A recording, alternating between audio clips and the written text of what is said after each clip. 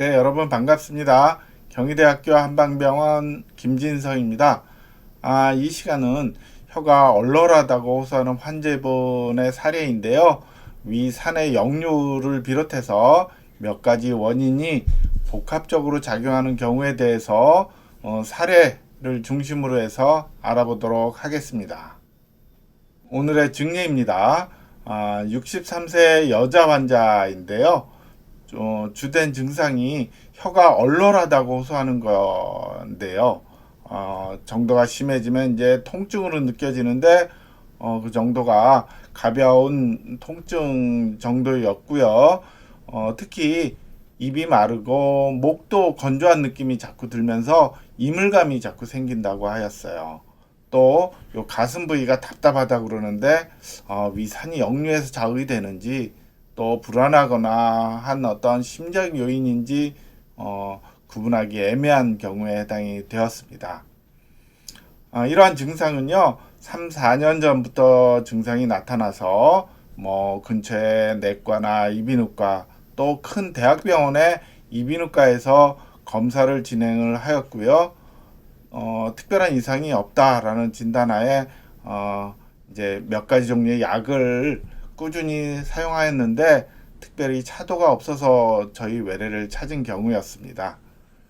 이 환자는 특히 4, 5년 전부터 그러니까 혀에 얼얼한 증상이 나타나기 한 몇 개월 또는 1년 전부터인데요. 위산이 역류해서 나타나는 위식도 역류 질환의 진단을 받았고요. 또 이를 치료하는 약제를 위산의 분비를 억제하는 약 위주겠죠. 2개월, 3개월 사용을 한 경험이 있었고, 이러한 경험이 사용을 하면 좀 줄었다가 또 증상이 좋아진 듯해서 약을 끊으면 또 나타나고 해서 몇 번 반복적으로 치료를 하였다고 하였고요. 특히 이러한 위산 억제제의 이제 위식도 역류질환 치료제를 먹는 동안에 혀통증이 좀 줄어든 것 같기도 하고 또 얼얼함이 계속 남아있는 것 같기도 하고 해서 조금 애매한 그러한 경우다라고 호소하고 있었습니다. 최근에는 건강검진 차원에서 위 내시경 검사를 했는데요. 식도에 특별한 염증이 없는 상태였습니다. 저희 외래 내원시에 혀끝이 보시는 사진처럼 조금 빨간 편이고 혀 전체에 설태가 좀 덮여 있는데 약간 건조한 느낌이 들고 있었고요. 또 맥진을 시행했을 때 맥은 가늘면서 좀 빠른 양상을 보이고 있었습니다. 그래서 저희 외래에서 타액 분비율을 측정하였는데요. 안정시의 타액 분비율이 0.2 ml이니까 약간 줄었지만 특별히 이상이 있다라는 소견은 아니었고요. 입안의 촉촉한 정도도 혀 위나 또 입안 그 뺨 안쪽의 측정치도 특별한 문제는 없었고요. 이 환자의 경우는 특히 위산이 역류했을 때 내 증상이 더 심해지는 것 같기도 하고 조금 애매한 상황이다. 그래서 위산이 역류하는 게 내 병의 근본 원인이냐라고 궁금해하는 경우에 해당이 되었습니다.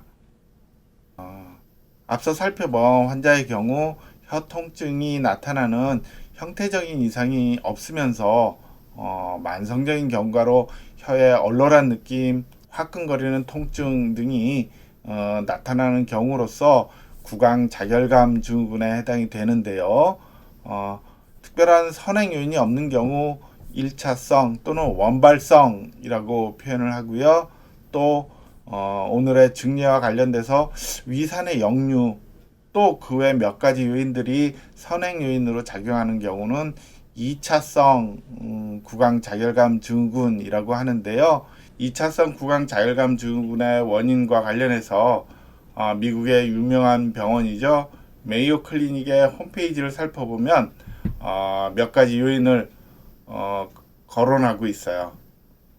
예를 들어 구강 건조증의 경우 침분비가 줄어들면서 혀 표면이 위축이 되고 또 유두들이 탈락이 되면서 혀 표면이 맨질맨질하게 변하면서 자극에 민감해지기도 하고요.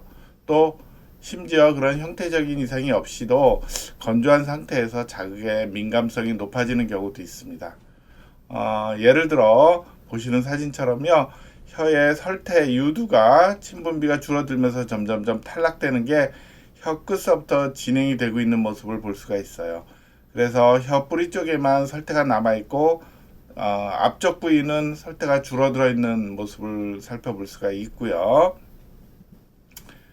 하지만 구강 내 어떤 염증성 질환이나 감염성 질환들은 그 원인 자체를 잘 구분해야 되는데요. 예를 들어 구강 내 곰팡이균이 감염되어 있는 구강 칸디다증이나 또 일종의 자가면역성 질환으로 알려져 있는 구강 편편태선의 경우는 구강 자일감 증후군하고는 반드시 감별이 필요한 병이다라고 볼 수가 있어요. 보시는 사진에서 설태가 지저분하게 남아 있고 다른 부위는 설태가 위축되고 탈락되어 있는 모습을 보일 수 있는데 이 경우가 위축성의 구강 칸디다증에 해당이 됩니다. 그 다음은 몸의 특정 영양소가 부족해서 나타나는 경우에요. 철분이나 아연, 또 엽산, 티아민 이런 어떤 영양소가 부족한 경우가 해당이 되는데 평소 그런 영양 섭취를 하고 종합 비타민을 잘 챙겨 먹는다면 굳이 이러한 영양 결핍에 대한 것들을 우선 고려할 필요는 없는 상황이고요. 또 네 번째는 알레르기 반응으로 나타난다라고 알려져 있긴 해요. 이때 나타나는 혀의 그 자극감의 특징은 일시적으로 특정 음식을 먹었을 때 증상이 나타나고요. 또 그 원인 물질을 잘 모른다 하더라도 일정 기간 증상이 지속됐다가 한동안 증상이 없다가 또 다시 증상이 나타나고 하는 간헐적인 반복적인 양상을 보이는 그 통증의 양상으로 추정할 수 있겠고요. 다음은 오늘의 주제와 관련해서 위산의 역류가 영향을 미친다라고 알려져 있긴 한데 이 위산이 직접적으로 역류가 심해서 식도에 염증이 있으면 미란성 식도염 이렇게 표현을 하지만 염증이 발견되지 않는데도 흉골이라고 그러죠. 가슴 식도에 해당이 되는 가슴 쪽에 핥는 듯한 느낌, 또 쓰린 느낌, 또 심지어는 답답하거나 이러한 불편감이 다양하게 나타날 수가 있고 또 전형적인 역류의 증상이 없어도 목에 이물감이 나타나는 경우도 있어요. 이 경우도 이제 몇 가지 다른 질환과 구분은 하여야 하지만 대부분 위산의 역류가 1차적으로 의심이 될 수 있는데 이 경우 입에 신맛이 돌거나 쓴맛이 도는 미각의 변화뿐만이 아니고 혀가 얼얼하고 또 화끈거리는 이러한 증상이 나타날 수 있다라고 알려져 있어요. 그 다음은 이제 특정 의약품인데 고혈압약에 많이 포함이 되어 있다라고 보고되고 있는데 특히나 리보트릴이라고 항진경제가 1차적으로 구강 자율감 증후군에 사용이 되는데 이 약의 경우도 오히려 혀에 자극감을 유발한다라고 보고되는 경우도 있어서 세심한 관찰이 필요하겠죠. 또 입안 내 악습관, 즉 구강에 나쁜 습관이 있어서 뭔가 긴장 상태가 수면 중에도 지속이 되면서 이를 이렇게 악물거나 또 심지어는 혀가 이제 손발이 붙듯이 부으면서 치아와 꽉 밀착이 되고 또 뺨이 입안에 이렇게 음압이 발생해서 빨려 들어가면서 윗니 아랫니 사이에 꽉 끼는 밀착감이 지속이 되면서 이러한 나쁜 습관들이 한 원인이 된다라고 보고되고 있고요. 이 경우가 보시는 사진처럼요, 이제 치은이 아주 심하게 이렇게 나타나기도 하고 또 백선이라는 게 뺨 안쪽에 나타나기도 한다라고 말씀을 드렸고요. 그 외에 전신질환으로 당뇨를 오래 앓면 말초신경에 변성이 일어나서 유발될 수 있다라는 부분이 있고 또 입안을 너무 구강 위생에 대한 강박적인 생활 습관 이런 것 때문에 지나치게 혀를 닦는 것도 안 좋다라고 설명하고 있으며 마지막으로 불안하거나 우울하거나 과도한 스트레스에 노출이 되면서 나타나는 심리적인 문제도 2차성 원인의 하나다라고 설명하고 있습니다.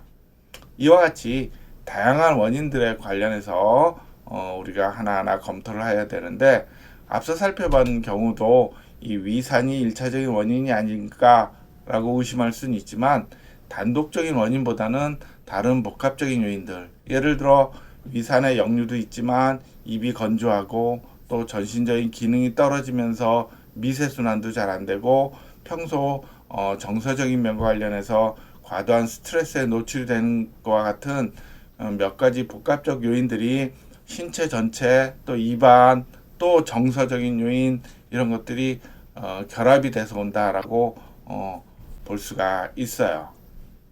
특히 위산의 역류와 관련해서 음식물이 위에 오래 머무르면 더 역류가 잘 되니까 위의 운동성도 조절을 해야 되겠죠. 즉 위 배출 지연 상태를 개선하는 게 필요하고, 심지어 산이 역류되더라도 식도에 페리스탈시스라는 움직임이 잘 이루어지면 도로 싹 내려보내는데 그게 안 돼서 오는 경우도 있고, 또 타액이 잘 분비가 되면 타액 중에 중탄산염이 위산을 중화시켜서 자극을 더 줄일 수 있으므로 침분비가 잘 되는지도 확인을 해야 하고, 또 식조의 과민성이 높아져서 자그마한 자극에도 심하게 증상이 나타날 수 있으므로 식도 점막의 방어 기능이 손상된 것은 아닌지 이런 다른 요인들도 고르게 확인해서 치료에 접근하는 것이 필요합니다. 결론적으로 오늘 살펴본 증례의 경우처럼 혀에 자극감이 지속이 되고 있으면서 타액분 비율도 줄어들어 있는 증상들이 나타나고, 위산의 역류가 의심되는 면도 있으면서 정서적인 자극에 불안하고 불면증의 증상도 나타나는 경우에는 복합적인 접근이 반드시 필요하다라는 것을 염두에 두어야 하겠고요. 이 환자의 경우는 반화사심탕이라고 해서 위에는 열의 반응이 있고, 또 반대로 중초, 하초 위장의 움직임이 약화되어 있고 변이 묽은 이러한 하한, 상열 하한이라는 증상이 있는 경우는 반화사심탕을 우선적으로 활용을 해서 치료하는 것이 중요합니다. 이상으로 이제 위산의 역류뿐만이 아니고 다양한 요인들이 복합적으로 작용해서 나타난 구강 자결감 증후군 환자에 대해서 반화사심탕을 위주로 치료했던 증례에 대해서 말씀드렸습니다. 감사합니다.